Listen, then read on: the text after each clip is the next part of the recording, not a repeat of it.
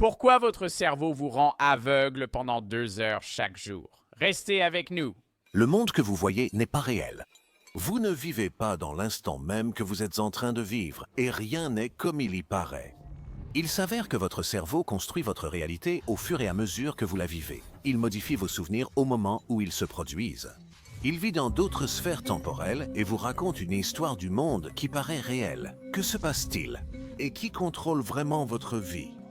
L'écart entre la réalité. Ce que je trouve toujours fascinant, c'est que ce dont vous vous souvenez n'est pas forcément ce que vous avez vécu. Parce qu'à chaque fois que vous vous souvenez de quelque chose, cela se déforme un peu, au point que lorsque vous vous rappelez quelque chose qui s'est passé il y a longtemps. Par exemple, vos grands-parents peuvent souvent décrire précisément leurs souvenirs d'enfance. Mais beaucoup d'événements auxquels ils croient vraiment ne se sont en réalité jamais produits. Et ils le prouvent souvent, surtout avec des événements monumentaux comme le 11 septembre, où ils demandent aux gens « Et, avez-vous vu les tours jumelles s'effondrer ?» Et les gens vont dire « Ouais, j'ai vu l'avion exploser, blablabla, toutes ces autres choses. » Ils retournent dans la salle de classe où ils étaient à ce moment-là, et elles ne donnent même pas sur les tours jumelles. Ce n'est même pas près de l'endroit où l'avion a explosé. Ils ne l'auraient jamais vu, mais ils pensent l'avoir vu. La vue est peut-être notre principale source d'information sur le monde, mais en réalité, nous ne voyons pas tant de choses que ça. Seule une zone de la taille d'une vignette dans votre champ visuel est en haute résolution, tandis que le reste est flou. Si vous ne ressentez pas cela, c'est que votre cerveau comble le reste, grâce à une astuce ingénieuse. Chaque seconde, vos yeux font 3 à 4 saccades rapides de 50 millisecondes pour la mise au point. Oui, on remarque toujours ce genre de truc en conduisant. Pas en conduisant, mais en étant simplement dans la voiture. Quand j'étais enfant, assis côté passager, j'essayais de ne pas trop penser à quelque chose. C'est tellement difficile, c'est vraiment dur de laisser ton regard dans une voiture en mouvement. Quand on passe en voiture, on remarque qu'on est littéralement en train de faire ça. Et on ne le fait même pas exprès, parce que nos yeux, pour pouvoir observer notre environnement, doivent constamment se concentrer sur quelque chose. Donc, pour ne pas le faire, on doit juste faire ce geste.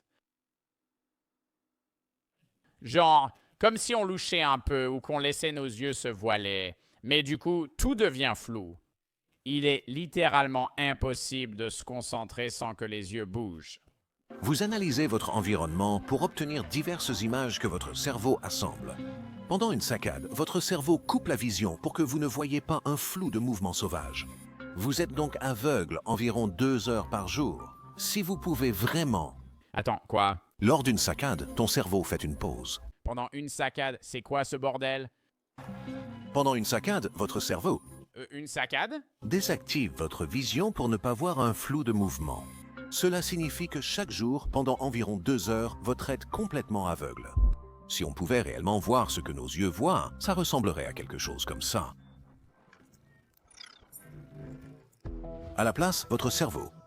Attends, parce que vous essayez de rassembler tout ce sur quoi vous passez sans arrêt, mais votre cerveau doit tout assembler pour que ça ait du sens. Remplit ce temps. C'est comme un diaporama. Ce sont les meilleures suppositions sur l'obscurité, mais cela va plus loin. Il s'avère que vous ne vivez pas vraiment le temps correctement. Que se passe-t-il vraiment quand vous mélangez du lait dans une tasse de café? Quand la cuillère frappe la céramique, la lumière se reflète et atteint vos yeux en 1,3 nanosecondes. La céramique vibre et crée une onde de choc d'air qui voyage jusqu'à votre oreille en 1,2 millisecondes. La chaleur est captée par les fibres de vos doigts qui envoient un signal à votre cerveau en 50 millisecondes. Oui, tout est toujours retardé par des marges différentes. Mais même là, tout ce que vous percevez est encore fabriqué pour vous aider à comprendre votre environnement. À quoi je ressemble réellement est premièrement une question stupide parce que ça dépend de la façon dont les humains me percevraient. Mais mon visage universel et la façon dont je suis perçu dépendent de la personne qui me regarde. Dans la réalité où nous vivons, vous n'êtes pas comme vous le croyez. Votre cerveau crée en quelque sorte une image de vous-même, un peu embrouillée, pour vous aider à comprendre le monde qui vous entoure. Je l'ai déjà dit, mais c'est l'idée que ceci n'est pas vraiment violet. Vous voyez, ce n'est pas violet et noir. Ça ressemble à ça simplement à cause de la façon dont la lumière se reflète sur l'objet et entre dans les yeux, ou dans votre cas, de l'écran vers vos yeux. Mais en réalité, ceci n'a pas de couleur. Rien n'a de couleur. C'est juste la lumière qui se reflète et entre dans votre iris, donnant l'illusion de violet et noir. En fait, ce n'est pas du tout coloré, c'est juste inconnu. Vous ne les percevez pas séparément, mais comme un seul moment fluide, simultané et connecté. Votre cerveau prend un moment pour traiter l'information, puis invente une réalité, un moment présent qui n'est pas réel. Ce que vous ressentez comme le présent est en fait une version du passé, soigneusement montée. En fait, vous percevez le monde consciemment seulement 0,3 à 0,5 secondes après les événements. Sauf que ce n'est pas vraiment vrai non plus, parce que le cerveau modifie le temps et l'espace bien plus que ça. Et il prend des décisions complètement en dehors de votre contrôle conscient. Vous vivez dans le passé. Ça me perturbe toujours quand ils font des expériences sur le moment où tu penses consciemment à faire quelque chose par rapport au moment où tu agis physiquement. Ça t'est déjà arrivé d'être allongé, ne pas vouloir te lever et penser « Faut que je me lève, donne-moi un compte à rebours. » 3, 2, puis tu te lèves. Tu sais que tu finiras par te lever, mais tu ne le décides jamais consciemment. Je me lève là, tout de suite. Je me lève là tout de suite. Genre, si je le fais, voilà, je viens de le faire. Je ne me suis pas dit que j'allais me lever maintenant, je le fais juste. J'agis directement sur une impulsion étrange. Tu ne commandes pas consciemment à ton corps de faire quelque chose. Ou quand tu marches, et parfois je marche, tu sais, dehors ou autre, et je marche sur 1 kilomètre. Et je marche, mais je n'ai pas l'impression de contrôler mon propre corps. Je bouge simplement, tu vois, et je sais que je bouge. Et à tout moment, je pourrais consciemment me dire « et je vais m'arrêter ». Mais si je ne fais pas ça, je vais simplement continuer à marcher même si je n'ai pas l'impression que c'est moi qui bouge. Passé, non. Futur, non. Un futur inventé. Votre présent, ce que vous vivez en ce moment même, est en quelque sorte le futur. Imaginez un instant que vous êtes un pro du tennis de table. Au tennis de table pro, les balles atteignent 25 mètres par seconde, ce qui est assez impressionnant. C'est comme si je contrôlais un robot. Non, ce n'est même pas comme si tu contrôlais un robot. C'est comme si tu conduisais une voiture automatique qui peut passer en mode manuel. C'est pareil pour la respiration. Je déteste en parler car ça rend les gens conscients de leur respiration ou de leur clignement d'yeux. Mais d'accord, je suis désolé, mais tu fonctionnais en pilote automatique, non? Tu étais en pilote automatique. Tu es maintenant en mode manuel et il y a des moments où tu es capable de faire ce changement conscient. Assez rapidement, alors ralentissons le temps. La lumière passe de la balle à votre œil en quelques nanosecondes, est convertie en impulsions électriques qui atteignent le cerveau pour être traitées après 100 millisecondes. Pendant ce temps, la balle parcourt 2,5 mètres, soit la longueur de la table. Si votre cerveau vous montrait le passé, l'endroit où se trouvait la balle il y a 100 millisecondes, elle vous frapperait avant même que vous puissiez réagir. Alors, à la place, votre cerveau prend sa position, sa vitesse et sa direction, puis calcule où la balle devrait se trouver dans le futur, au moment où... Quoi? Donc tu vois la balle. Même si tu vois la balle dans le passé, ton cerveau anticipe sa position pour que tu puisses réagir à temps. L'information vous parvient, puis votre cerveau en crée une version fictive. Oui, tu l'as prédit. C'est ce que vous voyez dans votre... Putain, donc en fait, je ne vois pas vraiment la balle bouger. Mon cerveau fabrique une fausse image de la balle en mouvement parce que s'il essayait vraiment d'afficher les informations qu'il reçoit, je serais tout simplement trop lent pour réagir à quoi que ce soit et je mourrais dans la nature. Présent factice, une balle factice située ailleurs. Mais vous n'avez pas seulement besoin de voir la balle, vous voulez... Quoi? Donc quand je joue au ping-pong, mec, je ne vois pas la balle. Je vois une fausse balle, je vois où la balle se trouve réellement. Mais je ne la vois pas vraiment parce que c'est mon cerveau qui invente ça pour que je puisse avoir la capacité de foutre un coup de raquette et la frapper. Quand vous voulez la renvoyer fort, si vous agissiez maintenant en commençant à balancer votre bras, vous la manqueriez de beaucoup. Tout va trop vite. Avant même que la balle touche la raquette de votre adversaire, Hey, mais il y a des types qui jouent au ping-pong comme ça. Il y a des gens qui sont vraiment nuls en sport. Peut-être que leur cerveau n'y arrive pas. Non, leur cerveau peut. la raquette de padel de l'adversaire. Et ils ne sont tout simplement pas doués pour ça. Votre cerveau anticipe la position probable de la balle après la frappe selon la posture de l'adversaire et votre expérience en tennis de table. Ne pouvant être certain d'avoir raison, il prépare plusieurs réponses. Peut-être que la balle sera ici, ou là, ou même là. Pour être prêt, votre cerveau transmet des ordres aux muscles nécessaires pour sauter à gauche. Wow! Mec, je comprends exactement ce qu'il dit. Quand tu es là, prêt à frapper la balle, tu es dans un moment où tu te dis « Je ne sais pas du tout ce qui va se passer, mais je suis prêt. » Tu vois la balle et tu ne sais pas encore si elle va tourner, mais tu es prêt, peu importe la direction qu'elle prendra. C'est comme ça que les gens se font avoir, tu sais, quand tu croises quelqu'un au basket ou autre, parce qu'ils ont choisi la mauvaise direction, ils sont partis à droite au lieu de gauche. Et leur cerveau avait les 3 vagues devant eux, mais l'autre personne a trompé ton cerveau pour te faire croire que ça allait dans l'autre sens. Wow! Prévenez-les d'être prêts à tout moment pour la gauche, la droite ou le haut. Pendant un court instant, plusieurs versions fantômes de vous existent, toutes aussi réelles dans votre cerveau. Et puis, alors que votre adversaire s'apprête à lancer son coup, votre cerveau choisit un seul futur qu'il pense être le plus probable.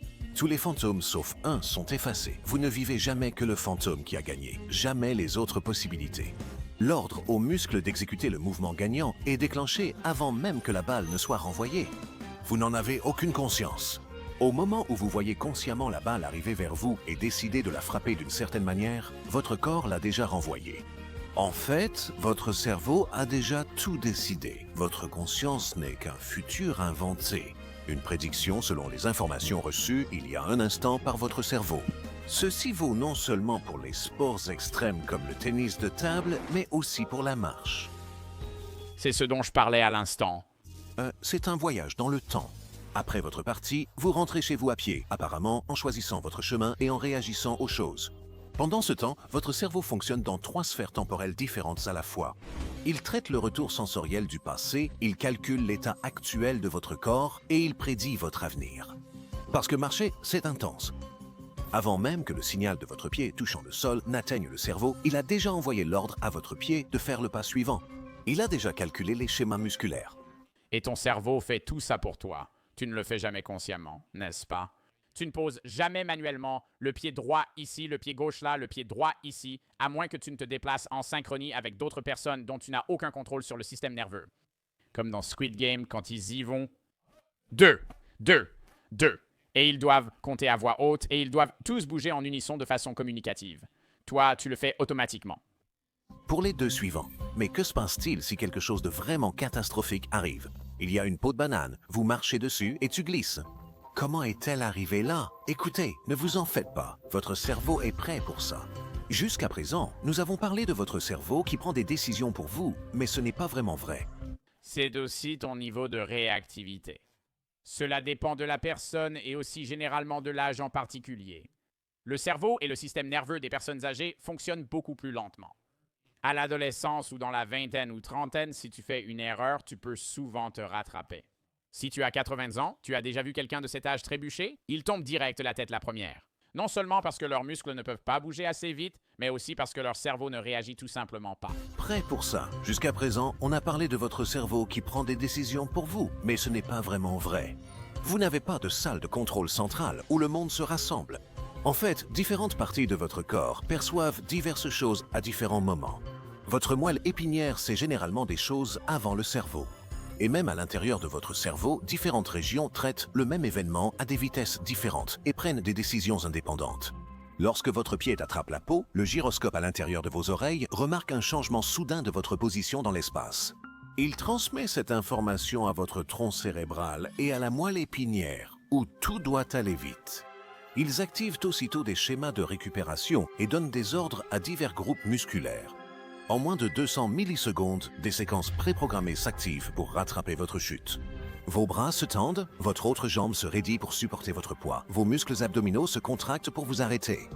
Ou quand tu es, par exemple, debout au bord d'une piscine et que tu essayes de voir jusqu'où tu peux te pencher en arrière, puis tu commences à faire ce genre de mouvement.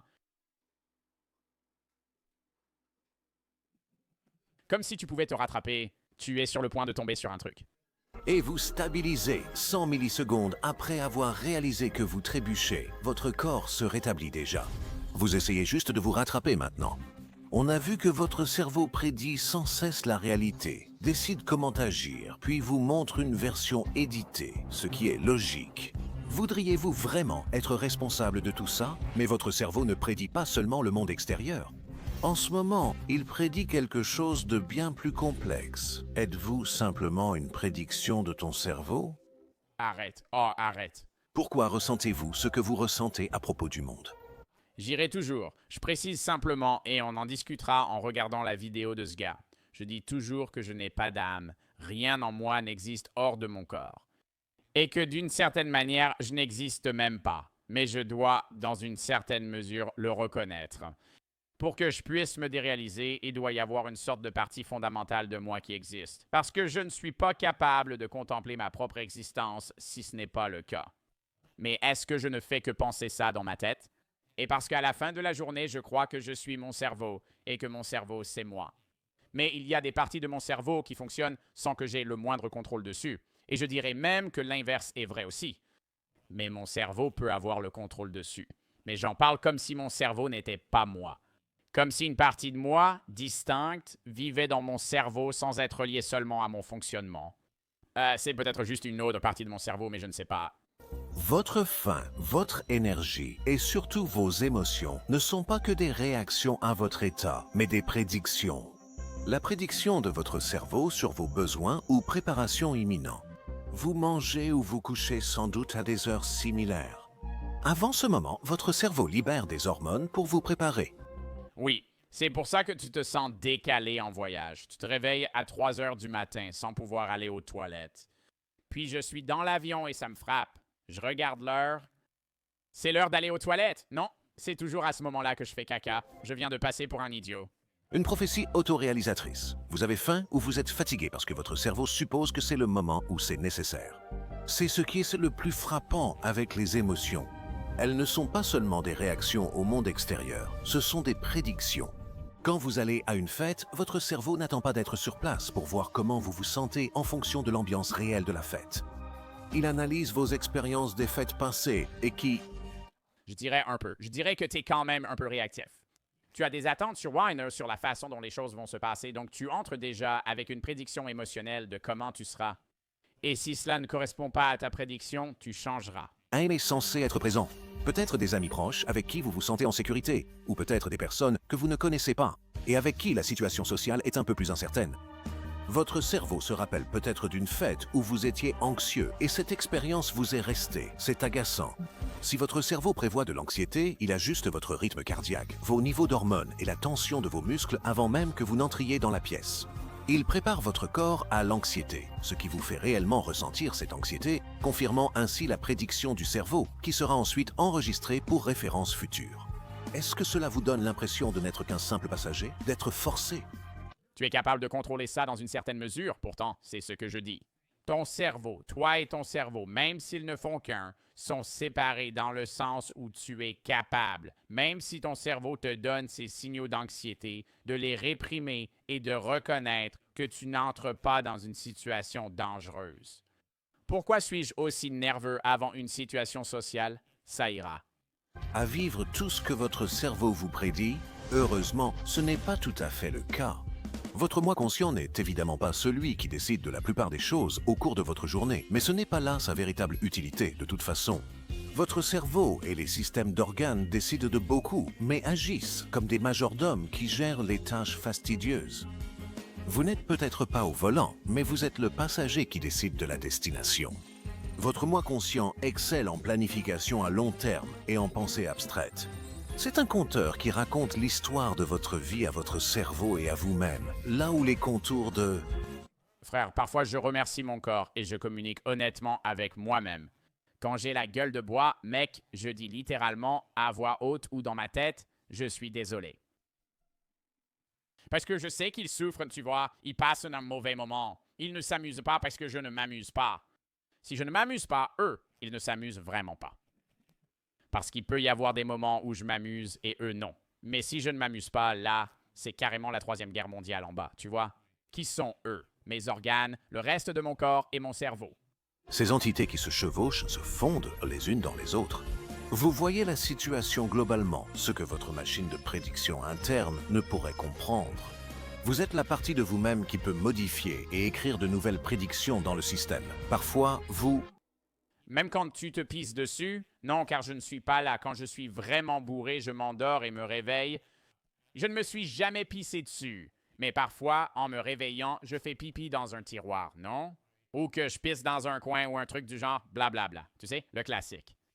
Putain, tu sais, moi, le moi qui est trop là en train de parler aux passagers, ce frère-là, il n'est plus là, tu vois? Il est en congé payé. C'est juste le cerveau, tu vois. Je suis un animal qui doit pisser, alors j'y vais. Et je me rendors. Moi, le passager, je reviens quand je me réveille. Je me demande ce que l'autre moi a fait. Ah, il a pissé sur une serviette. Mais au final, vous êtes la personne qui détient le pouvoir de raconter l'histoire de qui vous êtes dans ce monde. L'histoire est tellement convaincante que vous la vivez comme une réalité indéniable. Et, par un heureux hasard, votre moi conscient est très doué pour se réjouir d'une glace, se passionner pour des vidéos sur Internet et réfléchir en profondeur au type de Pokémon. Bonne vidéo, je vais liker. Nvidia, on a une intelligence artificielle qui crée de fausses images pour plus de fluidité. Cerveau, attends, ça c'est mon truc. D'accord. Suivant.